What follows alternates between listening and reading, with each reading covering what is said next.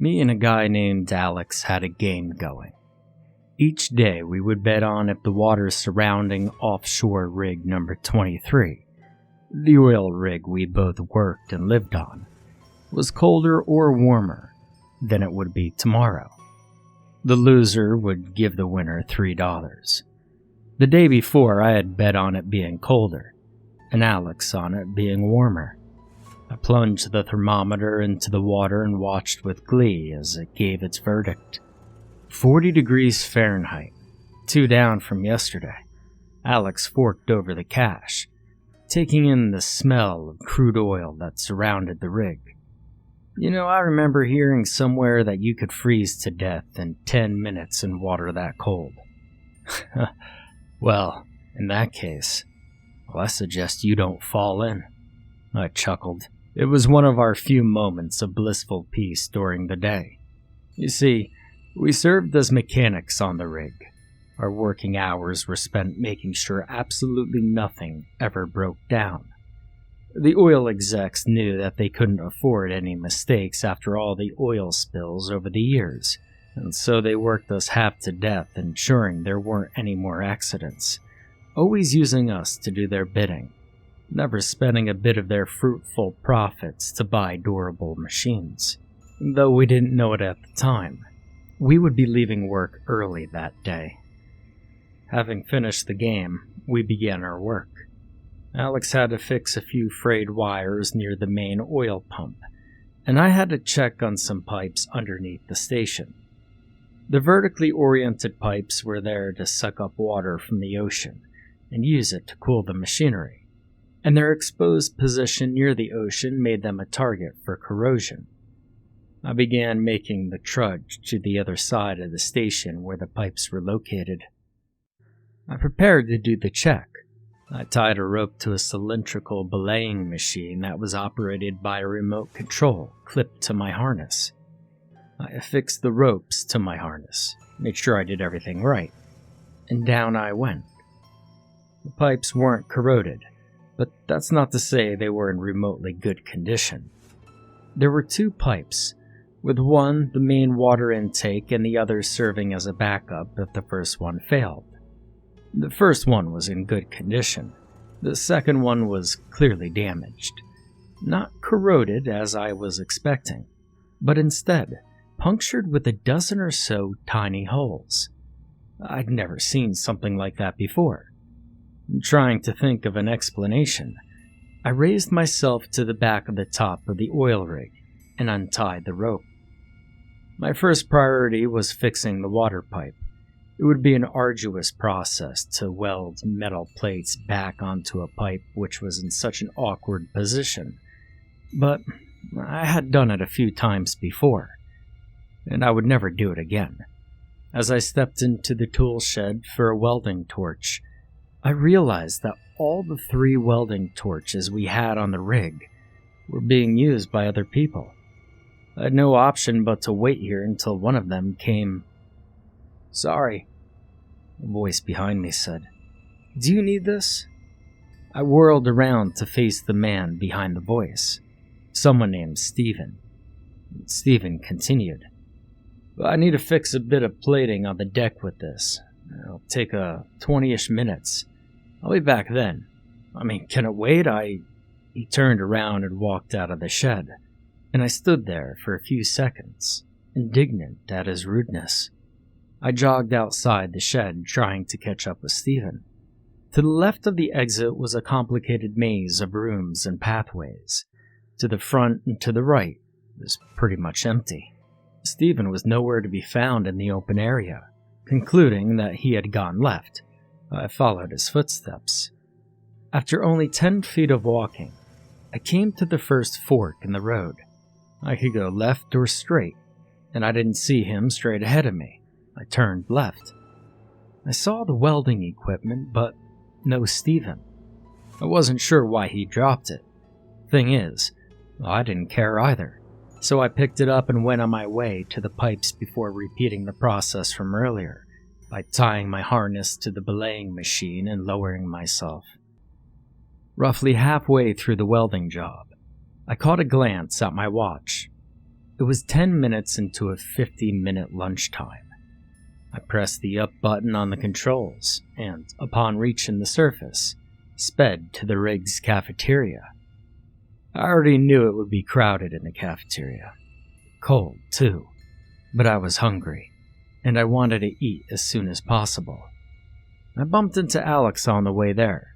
We caught up with the morning's work, mundane as usual. He was telling me about how whoever had set up those wires he was fixing needed to be fired.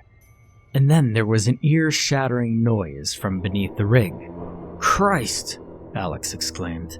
"What the hell was that?" I didn't answer. I just looked around, waiting for an announcement over the PA system. But before anything else could happen, there was a noise similar to the one before. This time, though, it was followed up by something. The rig tilted roughly 50 degrees to the left. Now it dawned on me that the screeching noises were 2 of the 4 supports breaking. The left side of the station was partially underwater, and anybody with half a brain would have assumed that the other 2 supports would break soon. I heard the PA announcement that I was looking for. A calm voice announced, "All personnel are to evacuate the oil rig immediately. All personnel are to evacuate the oil." The voice suddenly cut out. I wasn't sure why this had happened. The command room, where the microphone for the PA system was, didn't seem to be damaged. Alex looked to the right end of the rig where the lifeboats were housed. My gaze followed. The rig had acted as sort of a deadly lever, whose fulcrum was on the remaining 2 supports, with our side going down and the other going up. A sense of dread washed over me as I realized this was a serious issue. The 2 supports weren't meant to bear the whole load of the rig, and they would break any second now. That didn't give us much time to somehow sprint up the few hundred feet of steep, slippery metal that stood between us and the lifeboats. Now, of course, we wouldn't necessarily be out of luck even if we didn't make it. A few lucky members of the crew had already made it to the lifeboats. Alex and I would probably be picked up by them. Which is why, when I lost my footing on the way up, and only regained it once, I was 30 or so feet behind my friend. I shouted to Alex that he didn't need to wait up. Alex obliged and continued his climb up Mount Rig. I opted to preserve my energy by standing still. The chances of me reaching the boats in time were slim, so my best option was to tread water until I was picked up if the rig sank. Alex didn't look back. I saw him reach the lifeboats and began lowering the rope and winch that deployed them into the water. After that, he disappeared below the rig. I assumed he would come pick me up once the rig broke, and if it didn't break, then he would go to the left side of the rig, the one that was partially underwater, pick me up there. And I spent about 10 minutes waiting for him to come up to the left of the rig, but he never did. Eventually, I decided to climb up to the right side to see if I could spot him. Peering over the edge of the rig, I saw nothing but 3 orange lifeboats, all freely floating in the water but empty. Before I had time to fully process the situation, I felt something kick me in the back as I tumbled over into the ocean. The fall lasted around 10 seconds, which gave me enough time to streamline my body by pointing my toes down and crossing my arms on my chest. Due to some weird reflex, I inhaled sharply the second I hit the frigid ocean water.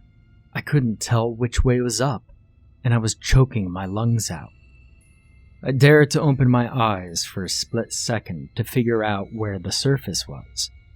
After what seemed like an eternity of burning agony, I shut them again and kicked towards the surface.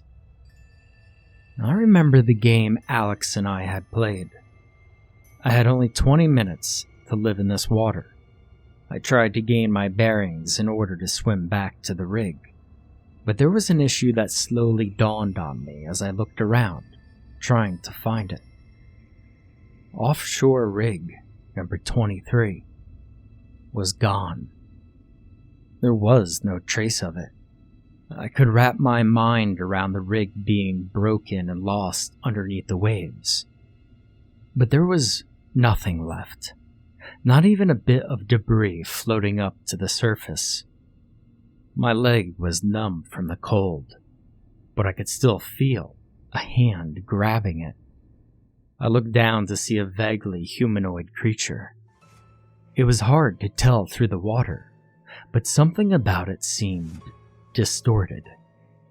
Now, I read somewhere that you get stretched and pulled in all directions if you enter a black hole. The creature looked like that, but with gray goo all over it. It, as of now, is simply there. Not pulling me down, just remaining stationary. The rest of the creature is below the surface. I could see it breathing. It's alive and it wants to hurt me. But it knows it doesn't have to. It just has to wait 20 minutes.